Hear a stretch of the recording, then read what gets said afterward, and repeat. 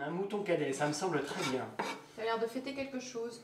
Eh bien, ma foi, j'ai passé un excellent moment. J'ai trouvé que ce spectacle est vraiment une réussite. La mise en scène est parfaite, d'une sobriété rare, et ils sont tous les deux formidables. Tu te souviens ce qu'il avait monté, lui, il y a 2 ans? Tu sais, là, son espèce de récital à la Bobigny, là, bon, c'était pas très convaincant.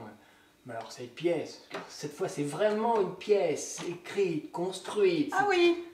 Ce que tu appelles construit, c'est la mise bout à bout de 36 morceaux de poèmes japonais sur les chants grégoriens. Qu'est-ce que tu prépares? Des quenelles. C'est flasque, et comme ça n'a pas beaucoup de goût, on les noie dans la sauce, mais bon, on resterait dans le ton. Enfin, qu'est-ce que tu as? Mais dis-le-moi, enfin, si tu n'as pas aimé le spectacle, ça m'intéresse. Hein. On sait toujours parler librement et sincèrement, non? En l'occurrence, je suis pas sûre que tu sois capable d'avoir une conversation objective sur ce spectacle. Ah bon, et pourquoi? Tu vois très bien ce que je veux dire. Mais pas du tout. Oh que si. Mais enfin, non! Quelle fourbe tu fais! Écoute, vraiment, c'est grotesque. Me faire une scène à propos de ce spectacle, tout ça parce qu'une ex-petite amie joue dedans?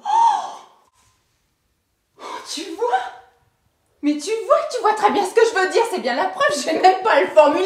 Tu perds pas de vue un instant qu'il s'agit d'elle. Calme-toi, je t'en conjure. C'est ça.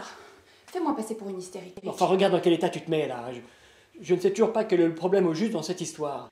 Si tu ne supportes pas que je voie Eva sur scène, dis-le une fois pour toutes. Ce que je supporte pas, c'est ton parti pris pour elle. Et plus encore ton refus d'admettre que tu as ce parti pris. Comme par hasard à Bobigny, elle ne jouait pas dans le spectacle et t'as trouvé ça nul. Ah, tandis que là, les haricots, hein, alors là... Car Eva, mais quelle pisse ou quelle éternue, c'est toujours un chef-d'œuvre, n'est-ce pas? Pauvre ami, tu es parfois d'une vulgarité, c'est... Ce que je trouve extrêmement vulgaire, c'est de me traîner.